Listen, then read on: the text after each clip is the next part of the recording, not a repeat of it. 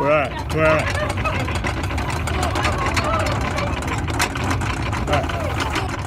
up, everybody? It's been about 2 weeks since I got back from Japan and Thailand, and honestly, I landed, I got the flu, and then I got jet lag, so my adventures have been a little lacking, but they'll be starting up this weekend. In the meantime, though, I want to go back and tell one of the craziest travel experiences I've ever had.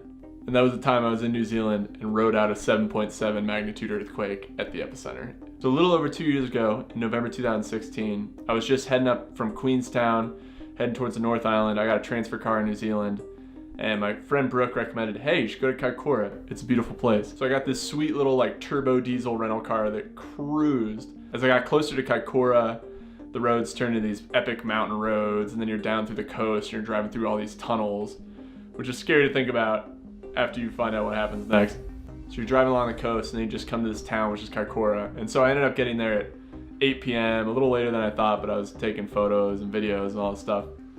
And I settled into my hostel, which was the Albatross Backpackers.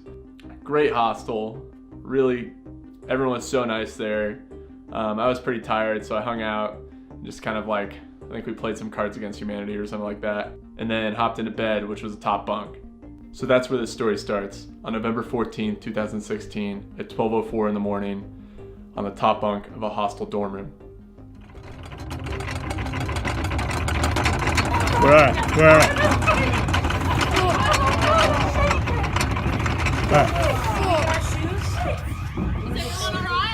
Yeah. Yeah, I'm good. You okay? Are you guys alright? Holy fuck. Oh my fuck. Oh my god. Alright, guys. So I'm just about to fall asleep in my bunk bed, and I start feeling it shake a little bit. And I'm thinking, oh, is the person on the bottom bunk rolling around, doing something? What are they doing? And then it starts shaking a little more violently, and then it really starts shaking. And then everyone else in the room's like, is that an earthquake? And I'm like, I think so. And they're like, what the hell do we do? And I'm like, we need to get the fuck out of this room. And so we all sprint out into the courtyard of this hostel, and it just starts shaking so violently you can't even stand up. So we're literally kneeling on the ground, laying on the ground, just waiting for it to end. And it seems like it went on forever. And it actually ended up going on for almost 2 minutes until the first initial earthquake release of energy passed by us. So after this, I mean, I have no idea what's going on. I'm basically in shock. And our hostel is 2 streets from the ocean. So we're like, holy shit, we have no idea if a fucking tsunami's coming, what do we do? And so luckily there had been a few people there who had experienced earthquakes before, and so they're like, oh, we know this evacuation point that everyone needs to hike to. And so I don't have my shoes on. For the only time in my entire life I went to bed with my pants on for some reason, which worked out. And so we just start hiking up this little trail, and we hike all the way up, and the whole way up, there's aftershocks. They're shaking, and we're kneeling, waiting for them to end. And we get to this little evacuation point that has a bunch of picnic benches and stuff like that up on this hill. And all the locals are driving up in their cars, and you can see them all just tearing ass away from the coast, because no one knows if there's a tsunami coming. And if a tsunami comes, it's gonna wipe out this entire town.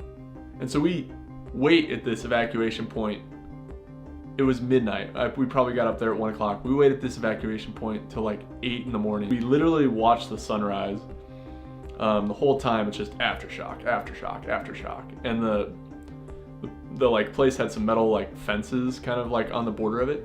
And you would just hear you would hear the aftershocks coming, and then they would hit you. It would be So while we're sitting at this place, there's all these rumors spreading. There's tsunami come, it's wiped out everything in Kaikoura. There's an 8-foot wave that just came through. And I'm sitting there, I'm like, every single thing I own is sitting in my rental car, parked in front of the hostel. And my cameras, my hard drives, all the footage I've taken on this trip, my computer, everything I have up for this trip for 7 months. And it's month 2. I'm just I haven't slept. I haven't eaten. I'm cold, wearing a fucking blanket because I didn't have my shoes, all this shit. it was just so like, almost like it wasn't reality. Like, it was so crazy. Like, it just felt like I was in a movie. It was nuts. So anyways, all these rumors of tsunamis actually hitting Kaikoura were false. We got really lucky because it was low tide, so there was some kind of wave that came, but it never made it past the high tide mark. So then we were able to kind of go back down into town, but we had nowhere to stay. You know, no one wanted to sleep inside, including me, because, you know, there's cracks running through the walls of our hostel. There's still aftershocks. I mean, we probably felt 3,000 to 4,000 aftershocks in the course of those 3 days. And so the only place that was like pretty wide open and had a lot of room was near the hospital, which was this huge field out in front. And so everyone who was staying at the hostel drove their cars up, and we made like a little base camp albatross in this meadow, and we just like were hanging out, just waiting to hear what happened, because all the roads are closed, like everything, like all those tunnels I drove through collapsed. Just the roads going through mountains, landslides covered them up, huge faults in the roads. It was crazy. So that was day one of waiting. And so basically the first day we just kind of hung out, and I mean, I kind of just like came back to reality. It was like, holy shit, that just happened. It's like, we are stuck in Kaikoura. And to the longest day ever. Gonna go see if I can get a flight from the Navy out of here. Whew. All right, day 2. Still stuck in Kaikoura. So woke up on day 2, got a little bit of sleep, ended up sleeping in my rental car, and you know, only woke up a few times to the car shaking, and headed to the Red Cross kind of center that they had organized at this Maori center, and signed up for evacuations. Like, literally just wrote my name on this blank piece of paper. You could tell they were really trying to get organized, and they were doing a great job. I mean, shout out to the Red Cross, shout out to all the volunteers who were there helping. Special shout out to the Kiwis who offered us food. There was Tootie's restaurant that is in Kaikoura. I remember this specifically, I wrote it down, who drove up because there was no power in the town and all their food was gonna go bad. So they were giving like lamb shank to all of us. There was just random Kiwis grilling in their front yard saying, oh, you guys hungry? Come on in. Here's a little snippet of one. I only got a tiny little picture of this guy. He was great. And shout out to all the volunteers who are working at the Maori Center to run this huge kitchen. Shout out to the Maori Center for letting people come and just kind of like take it over. I mean, there was a lot of people who didn't have places to stay, who were sleeping inside, and the whole community really came together and helped everyone that was stranded there. And it was amazing to see, and I cannot thank the Kiwi people enough, and just everyone who was there who was really lending a hand. So after signing up for the evacuation list, they told us that there was going to be an announcement kind of in that big green field where we were camping at noon about just the status of everything, evacuations, and you can just see how many people were just trapped in this town, just this massive crowd. So the announcements was basically just like, kind of conserve water because we don't really have water right now, we don't have power, we're working on fixing everything and doing all that and getting you guys out of here, but just be patient and we'll make it happen.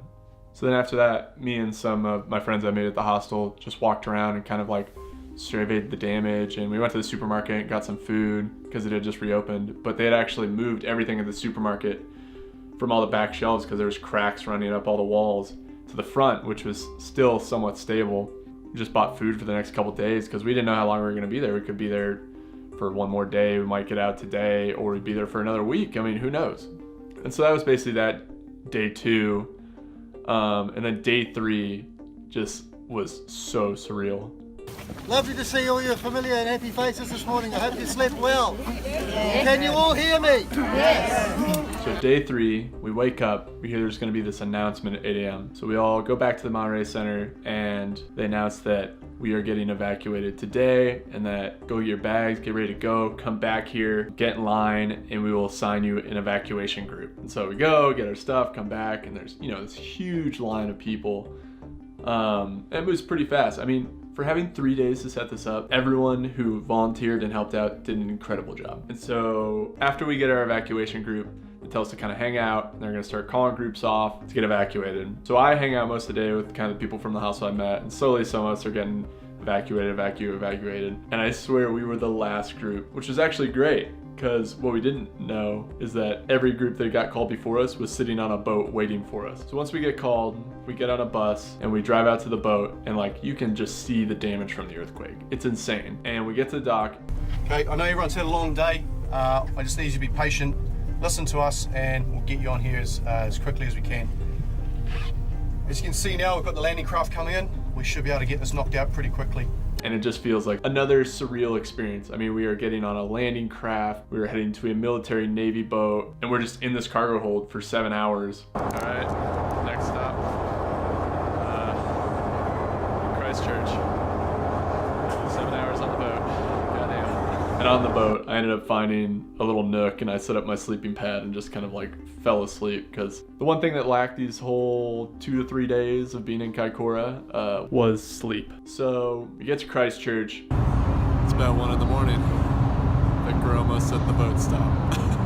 Get on a bus, they bus us to the center, and so we get there, they sign us up for accommodations, and then they just get us on a bus and take us to our accommodations. And they had free accommodations for us for like 4 days to hang out and just kind of recover, and they had free food. Like, I was staying at the University of Canterbury, so I could use the dining hall, and like a lot of the people I'd met were there as well. It was such an incredible thing that people could come together and pull this off in 3 days. I mean, it was so organized, it was so perfect. I still have such a huge place in my heart for all the Kiwi people that helped out, all the people who were stuck there who helped out, the Navy of New Zealand. It was just incredible. You know, it just makes you have faith in humanity, and that, you know, we are all humans at the end of the day, and we will help each other out when we need to. So I hope you enjoyed this story. It's something that was like a huge event in my life.